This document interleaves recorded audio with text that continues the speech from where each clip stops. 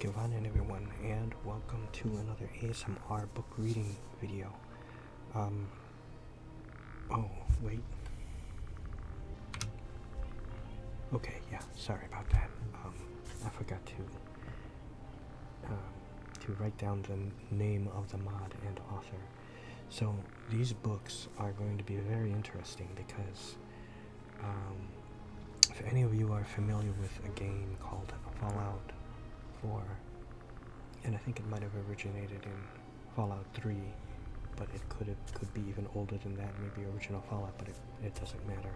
He's a comic book character in the Fallout world, and his name is Grognak the Barbarian.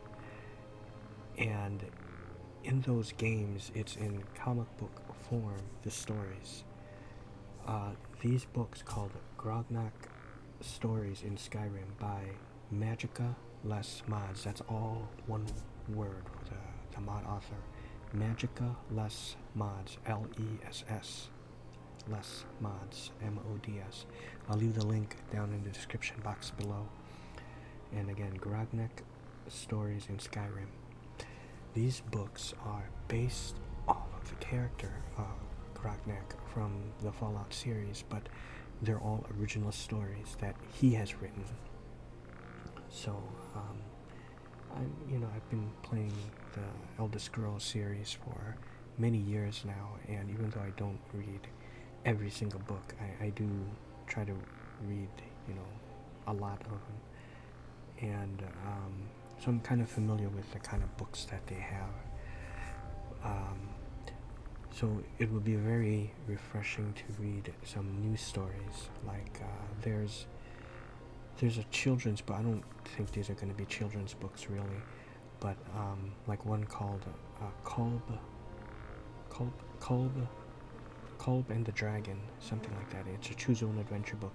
This one are just original stories that he has written. MagicaLessMods. He has written all these stories. He does his own fan fiction, by the way. He even let it be known on the mod page, so these are going to be really good stories, and they're not like a reason for him to try to sneak in his his fan fiction to kind of trick you into reading his works, because these are all original stories, not his fan fiction stuff. He has a separate page to that, or link somewhere, but you can see that all in the mod page. I still have to go get the books, but I think this is all part of the experience. So let me do this, because it is an ASMR video, and I'll turn off survival mode. And these books are, let me see here.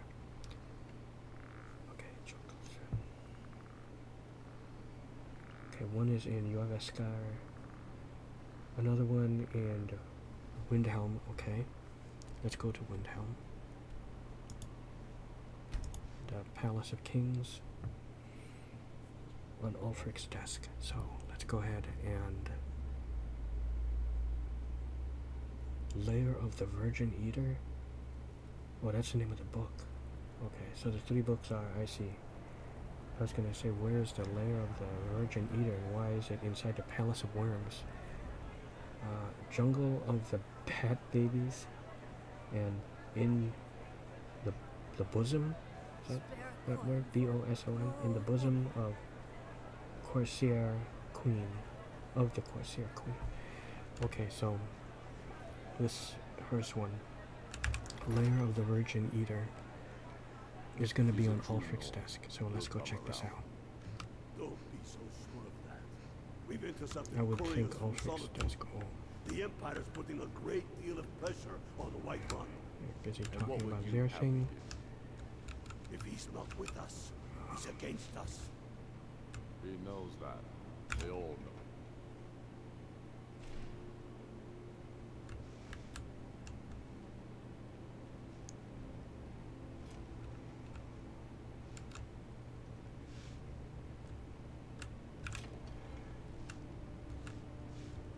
Wow, this... Okay.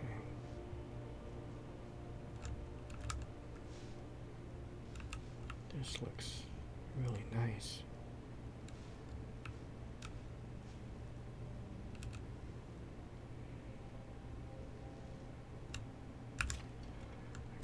Okay, this must be Ulfric's room.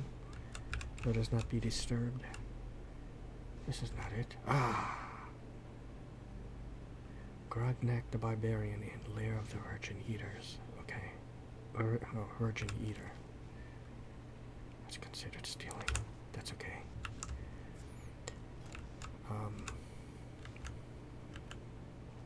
Yep, sorry.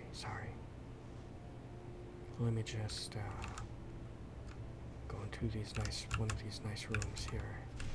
Read it right by the fireplace. God, this place is... Look at the lighting.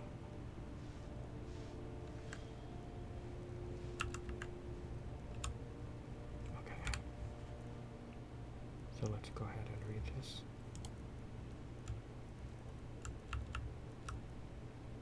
And really nice art. Grognak the Barbarian. I think he said it took him about a couple of hours to draw the picture of Grognak that was on his mod page. Which again, the link will be down in the description box below. He says he's not much of an artist, but I mean the picture looked really good to me, and this font that he's done looks beautiful as well.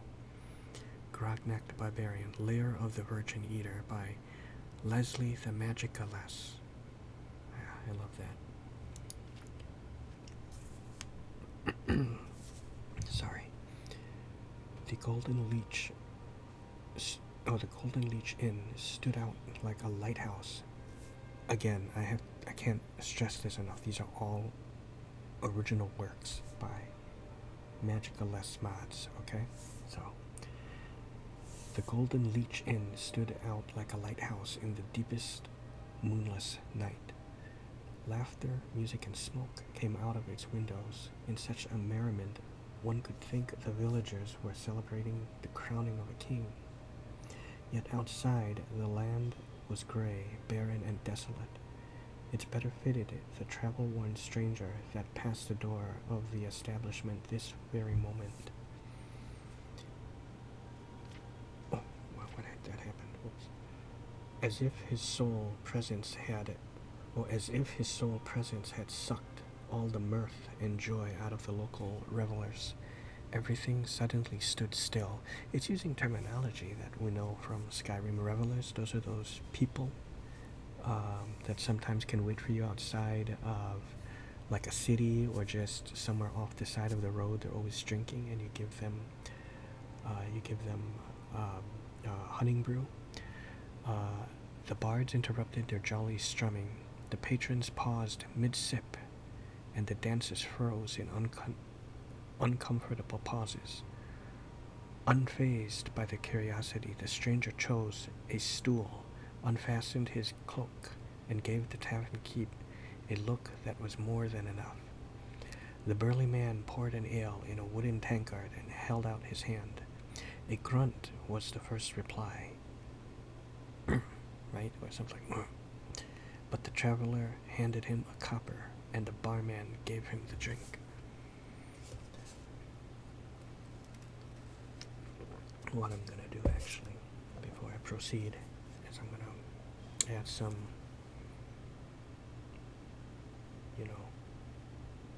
Fireball to my coffee.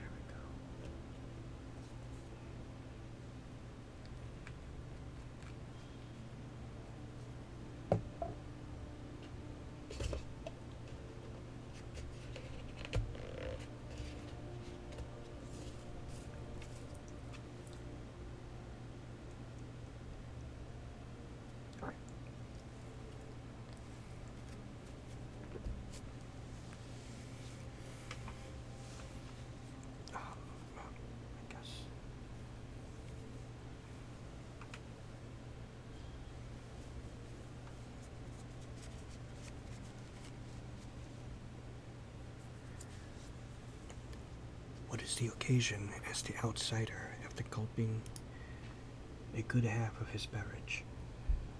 Our survival and safety, exclaimed the keep, with a surprised and slightly condescending smile, as if the situation had been particularly obvious. The beast in the cave will not come out tomorrow. Tell me of that beast, said the outsider, drowning the rest of his ale. Oh, it is a frightening sight, it is, declared the tavern keep. A serpent in the guise of a bird, spitting flame and venom both. Is it that monster's work that burned the fields and houses around your village? Questioned the grave man.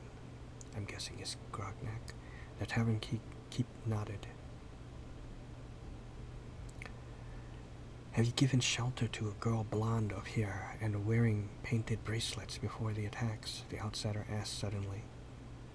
No, we have not, said the innkeeper, taking a step back at the fierce tone. But this answer betrayed a less than honest tale.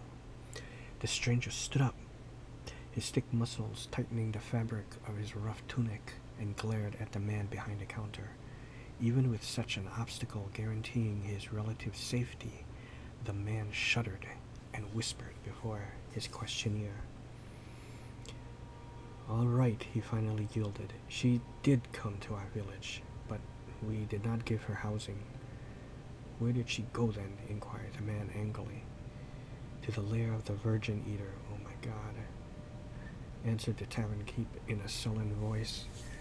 We offered her to the beast so that it would spare us. A virgin sacrifices. It's always a terrible thing. Breaking away from the book for a brief moment, if you've seen Beastmaster 2, right? Through the portal of time, when what is his name?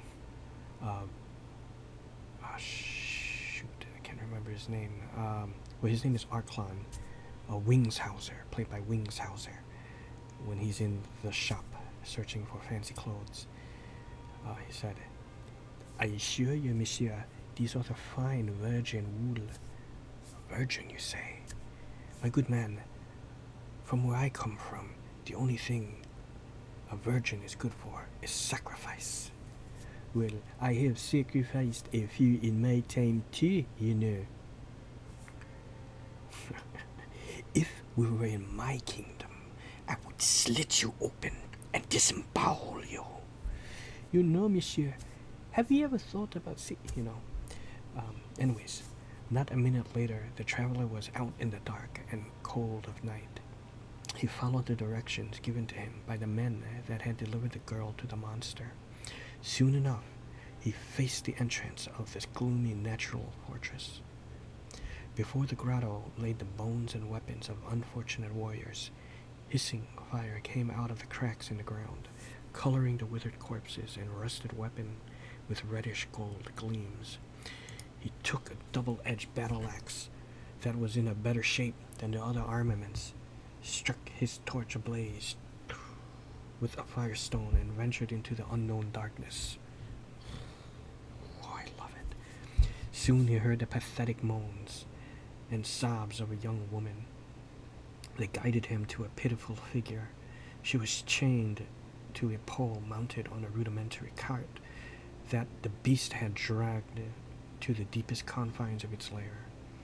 Her once richly ornamented robe was in tatters, revealing soft alabaster skin that seemed as though it had never seen the sunlight. I gotta say, this is smart writing. Really, really well written. You must have majored in English or writing or something like that. I can already tell by the quality of work here. For she was no mere virgin to be sacrificed, but the daughter of a noble lord whom had required the services of the powerful warrior to retrieve her.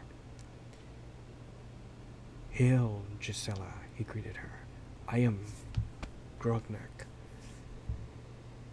You know what? Let's give him a bit more of a Conan the Barbarian personality. Hail, Gisela, he greeted her. I am Grognak, and I come to save you from the clutches of this foul creature. But where is it? It's a bad impression, of course. course, but you know, I try my best. I think I do better with actual lines from the films, right?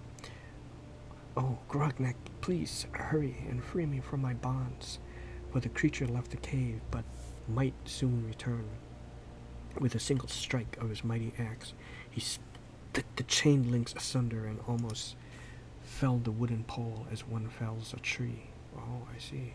Holding his torch in one hand. So, you know, like that, and wait, that's good. And Gisella's arm in the other. Grognak traced his steps back to the entrance of the cave and met a gruesome sight. The beast had returned from a hunt, as evidenced by the mangled bodies held in its beak. It sprang its wings open and let out a terrifying shriek, letting his bloody praise fall to the ground. Bloody praise. Oh, yeah. The monster had the shape and quickness of a snake, aided by the wings of a bird. Shape and quickness. Oh, aided by the wings of a bird. Basilisk, or it could be a wyvern, you know, or a drake, which is like a mini dragon, baby dragon. Its bites were vicious and sudden, demanding nearly superhuman reflexes of Grognak to avoid immediate death. The first strike almost killed Gisela, but the creature's horrible mouth only grasped cloth and tore away what was left of her upper garment. Grognak abruptly pushed her out of the way as it attempted a second attack. Oh, it's beautiful, making her fall to the ground.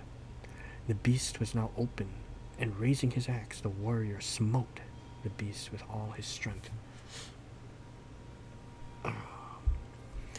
But the sharp blade merely bounced off the onyx scales, breaking Grognak's balance, who swayed too close for comfort to one of the sulphur's cracks.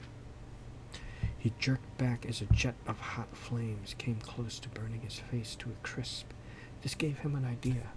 These are just short enough and just perfect. They tell a good tale. Goading the Virgin Eater to attack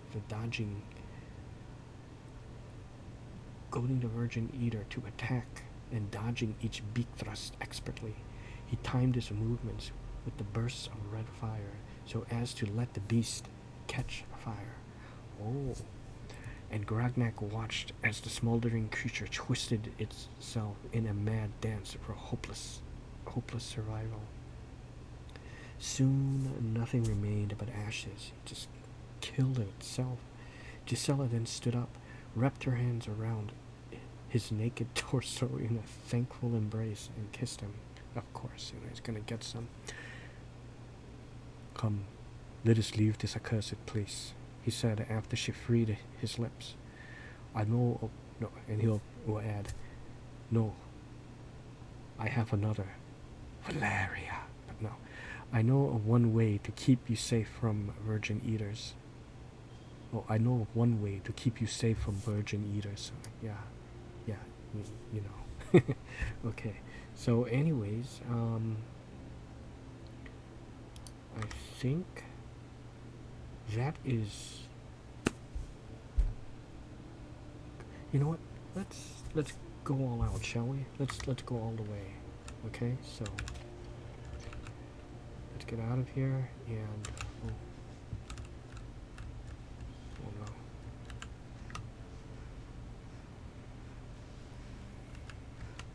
That was an excellent book, by the way. And let them die with their false kings. You know, just like in the Stormcloak area, these people are always planning and planning, but they never act until you proceed with the next step of the war. But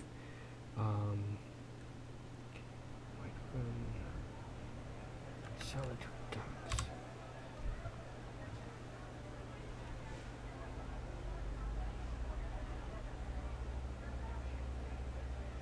Okay, let's go to the Solitude Docks.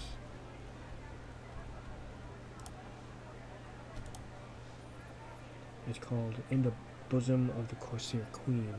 It's on the cupboard immediately after you enter the Red Wave in the Solitude Docks.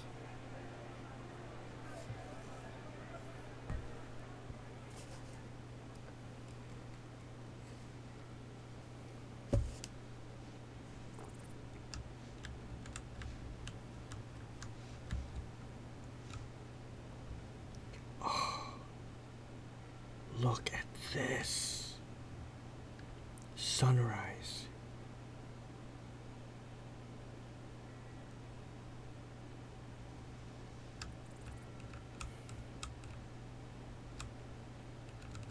The red wave, is that a ship?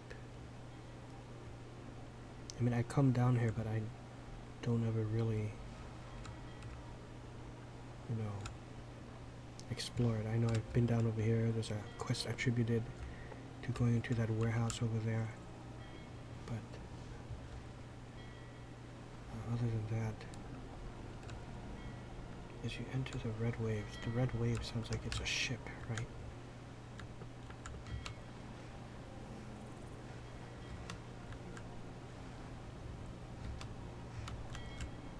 Yeah.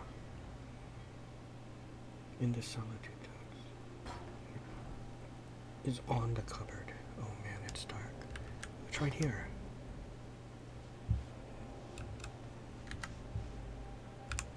Okay, great. Great. Okay.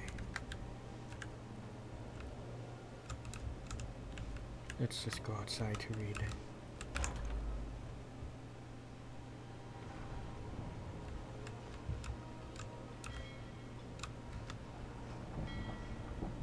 No.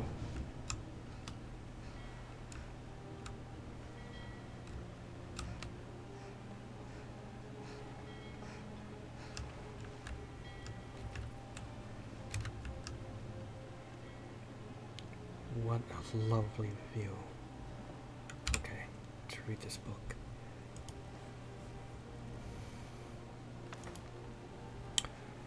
Grognak the Barbarian. These are like part of the Grognak the Barbarian Chronicles.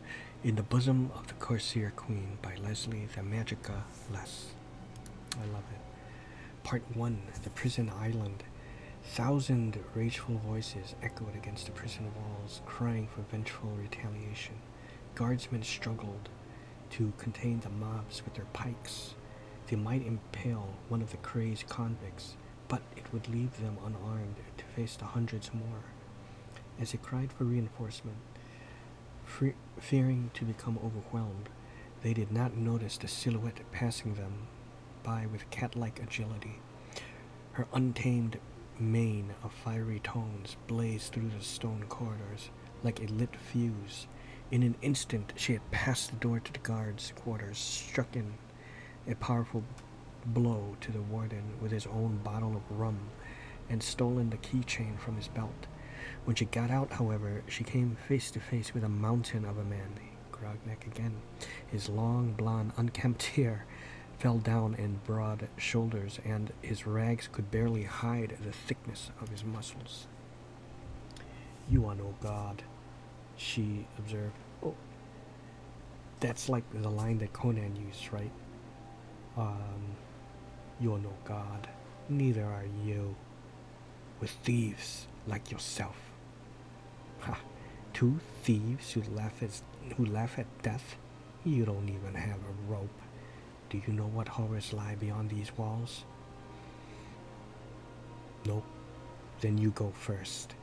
First Conan movie, right? When they first met Valeria. You are no guard, or she won't say that. You are no guard, she observed, nevertheless remaining tense. Let me through. You have the key, he said, ignoring her command. I'm not leaving without it. This guy, he talks a bit more, I'll say, which is ironic for a barbarian, but a bit more refined than Conan. He's a man of very little words, so it's just kind of weird,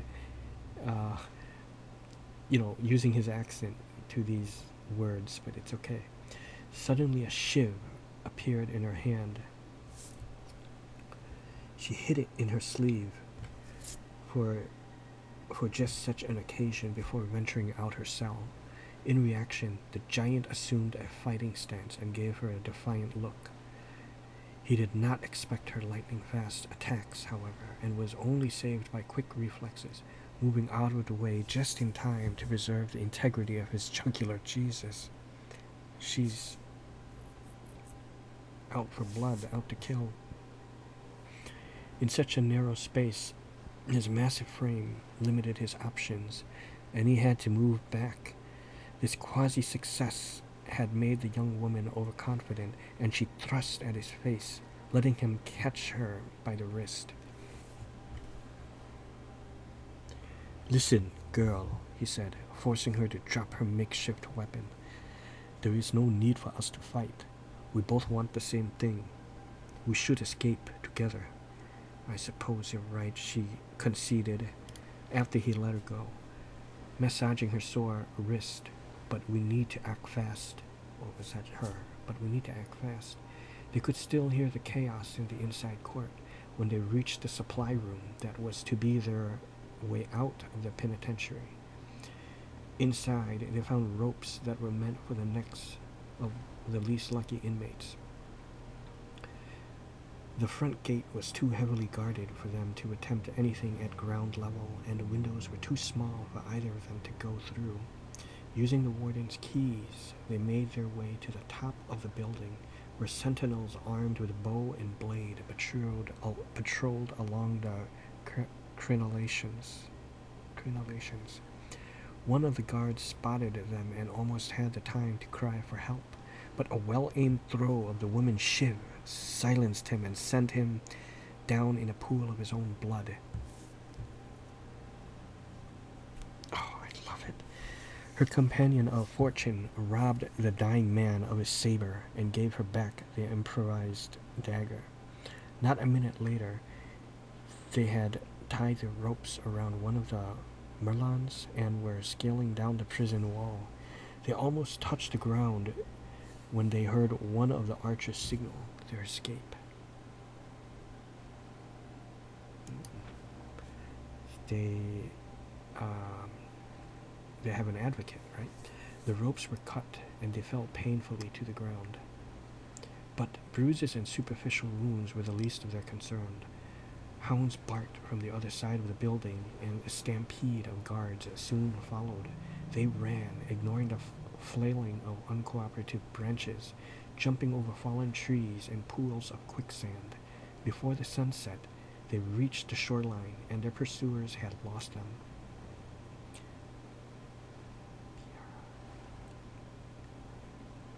"My name is Piera." Is that P or D? I cannot tell.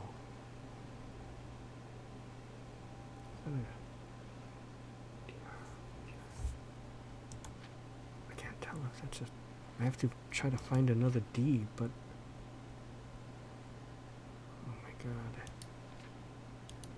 Oh well. My name is...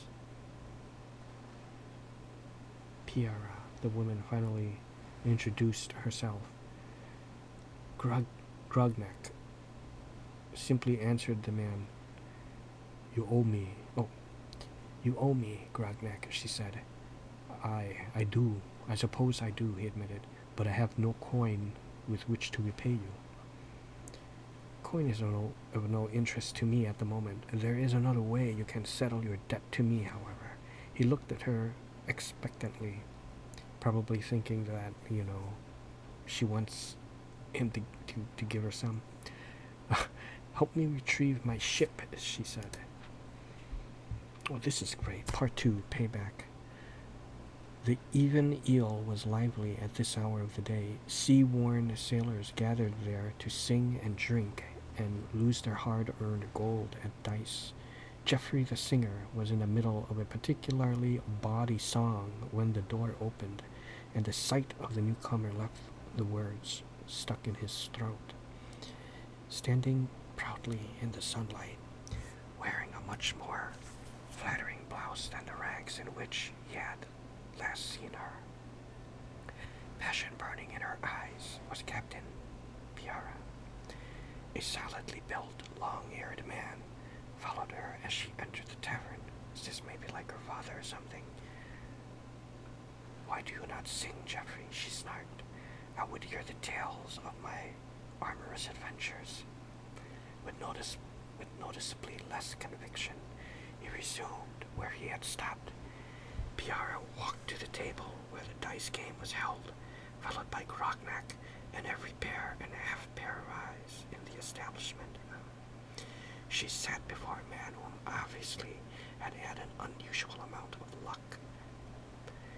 He was as tall and thick as her barbarian escort, but also much fatter. Under his bushy dark brown beard and brows, his expression was that of cautious interest. Balkan, she greeted him. Piara, he greeted back. You got out.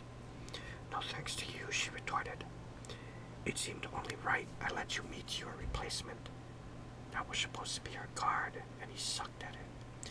Balkan raised an eyebrow, then busted out in a hearty laugh. The men at his table joined in sheepishly, but most of the tavern stayed eerily silent. A number of patrons were listening to the conversation with no feigned interest. You mean to taunt me, but you have neither ship nor crew, finally Balkan declared. Piara stood up and turned towards the other sailors. Do you hear that, man? She asked them. He cheats you daily with loaded dice, much like he cheated me out of captainship. Silence, wench, yelled Balkan. Let her speak, cried another voice. Some of you know me as the Corsair Queen, Piara of the Western Sea, she continued. Almost a year ago, my first mate Balkan falsely accused me of being a traitor to the crown. Lies, Balkan, cried Balkan. Most of you manned this ship. I know, she said, ignoring Balkan's desperate attempts to make her stop. So it seems only fair to warn you, he sold his previous crew, his creed outmatching his loyalty to me and my men. Words have failed, so it was the time for action. Balkan got up, and so did a number of his lieutenants. Knives, Grognards.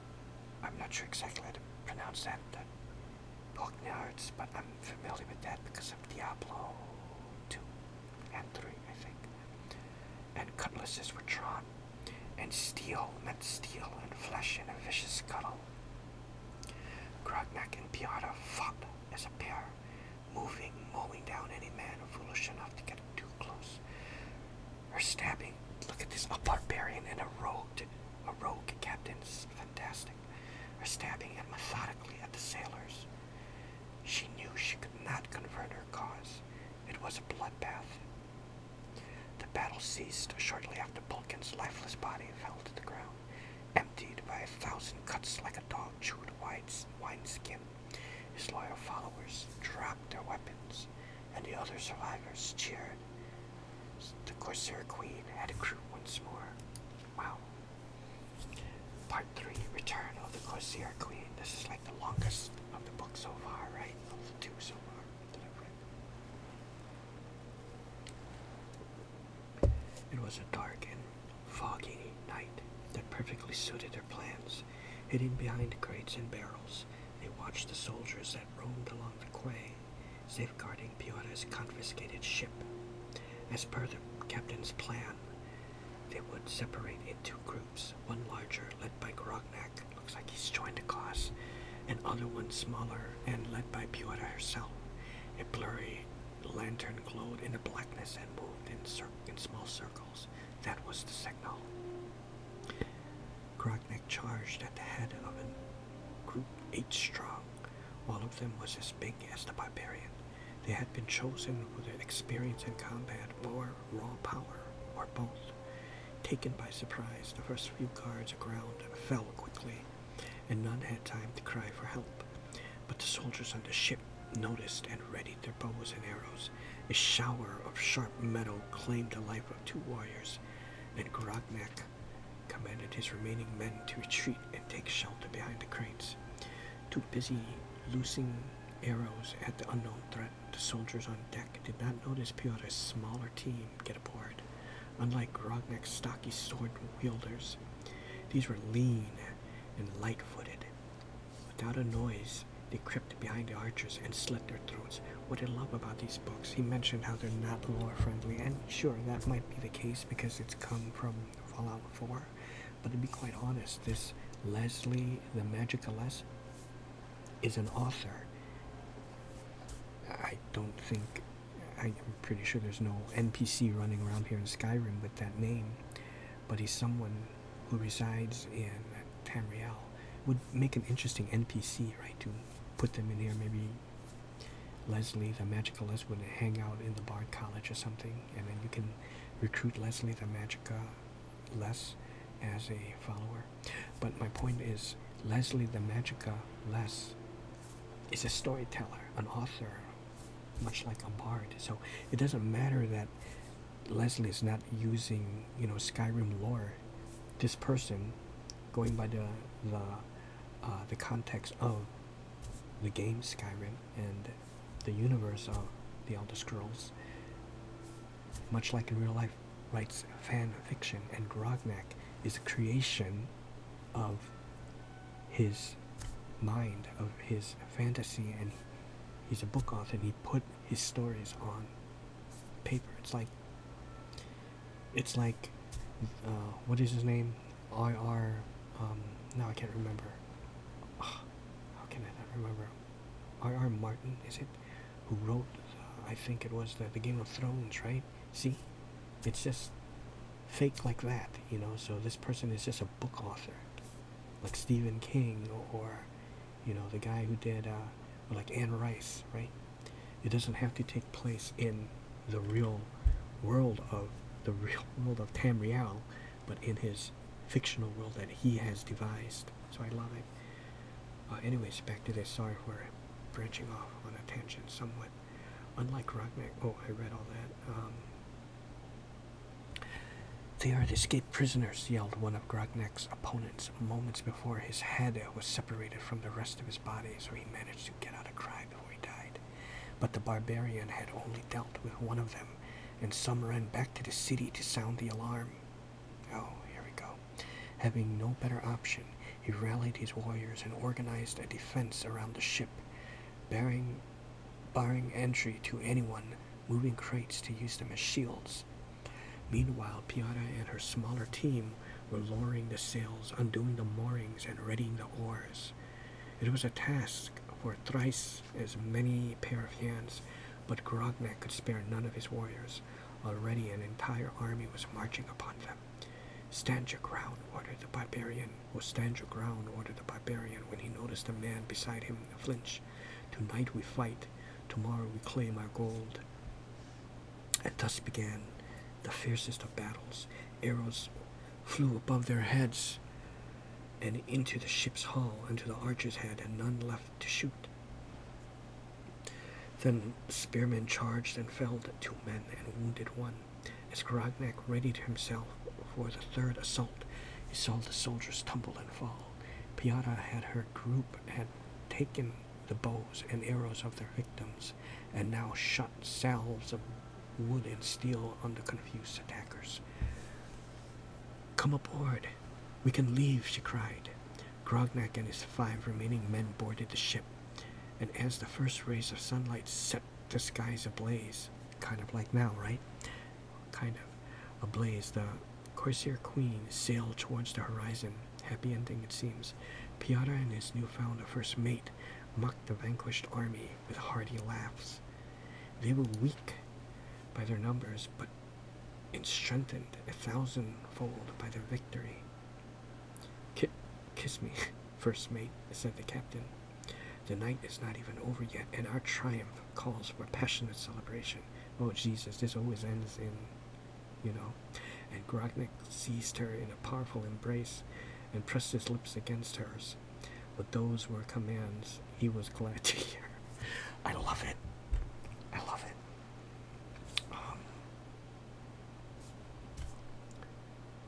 This person is a bit more romantic, I guess, than Conan. I mean, he doesn't really do such things like that. He just kind of does it, Maybe he'll show it a little bit, like when, just a bit after when he and Subotai met Conan, met Valeria in the Snake Tower, and they stole the jewel, the Eye of Set. She gave it to Valeria. He just And he kind of smiled. He didn't like smile like a really like you know, like a rom-com kind of smile, just kind of like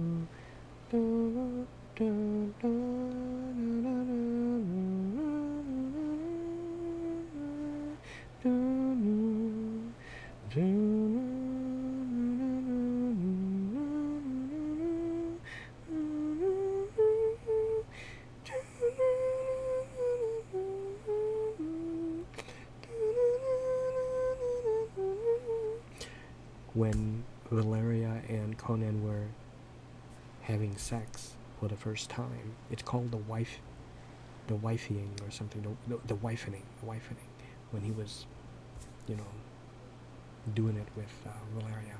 I guess that's their way of, like, technically, like, they got married. Anyways, this was a lovely, lovely book. I love that one. So now, let us seek the last one, which is in, yeah, Whiterun.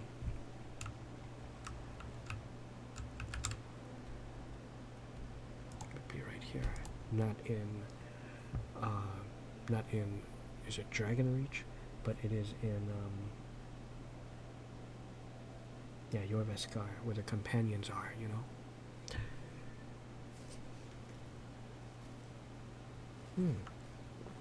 It's like drizzling oh so lightly.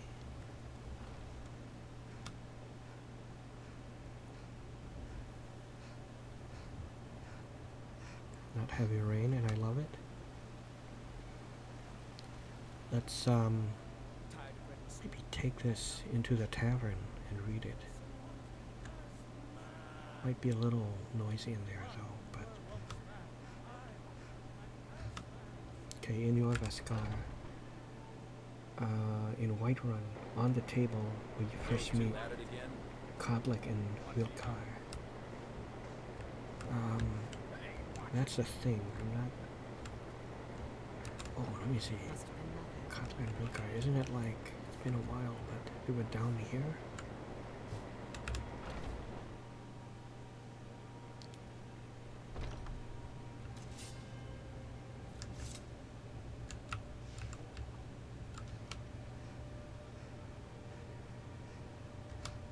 Yeah. Is this the book? Yeah, there it is. Excuse me, guys. We can't overcome. Yes, my brother and I always. I don't know if the rest will go along quite Okay. so easily. Leave that to me. Maybe I could read the book in here. It looks like a really nice place. There's a really nice room where I can read this, though. No, you know what? I will take it to the tavern because, you know, in the tavern they have really, really nice tavern music. So let's take it in there to the Bannered Mare.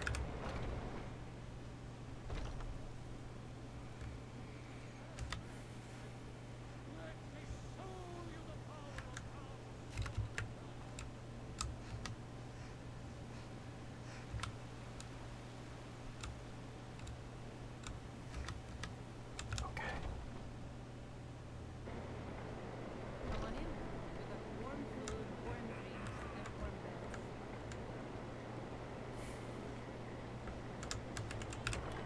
Now I swear, if that dude is gonna sing.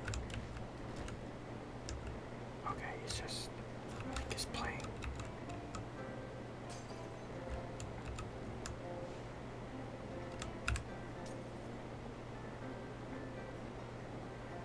Sadia, wake up, dear. Yes, Mom. Should we wait until this guy's done? I think his name is Mikkelsen. And I think he was sexually harassing one of the vendors outside. I forgot her name, but she has a daughter. You want a drink?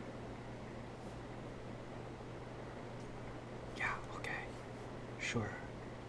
It's nice of you to come up here. I didn't even Depends. officially Are you thirsty? rent the room, Both. but this is great. Yeah, I'll just, this calls for maybe like a good wine if you have any. Yeah, well, I'll have this. A Sorelli Brothers wine. Okay, this is good. I'll take that. And, what goes well with this book? Jungle of the Bad Babies. Okay, that sounds like those are big potatoes. Sounds like something that. Okay, goat. That sounds good. I do like goat meat for real too, so thank you. All right then. This is a local favorite and one of the first songs. I was gonna sing Ragnar the Red. That's okay, so there's not gonna be any music, but that's okay. I'll let's see, eat a little bit of some baked potatoes and take a drink out of my Sorelli Brothers wine. I'll read a bit and then I'll eat some of the goat, right? Oh, whoops. Grognak the Barbarian, Jungle of the Bad Babies by Leslie the MagicaLess. I love it. Rays of moonlight shone tauntingly above the dense canopy of the western jungle. Only fragments of their pale white glow reached Grognak through the myriad leaves, subtly suggesting his shape in the overall darkness. You see, it's like his silhouette. His rough skin glistened with sweat and dew, but his breath was not that of a tired man, nor were any of his muscles sore from his chase. When he had begun it, the sunlit sky was bright orange and yellow, but now it had faded to a dark blue. Gray-black clouds were slowly drifting towards his only source of light, as if dealing him the final blow. He was beaten, but not physical, he was beaten, not by physical obstacles, but by very darkness. And so he had laid his body so he laid his body down on the rocky humerus and slept. As if through fate or sorcery, he awoke, facing what he was running after yesterday. A mouth 10 times his size gaped before him, adorned with countless brown-red fangs, beyond which endless blackness peered back at him. The cave seemed alive, with eye-like holes above its entrance. Okay, oh shit. Oh, sorry. Jungle of the Bad Babies. Okay. And it seemed to breathe a continuous breath that almost sounded like a human voice. Undaunted, the barbarian fashioned a torch out of a nearby boughs, and the greasy liquid obtained by crushing the local insects, and stepped inside.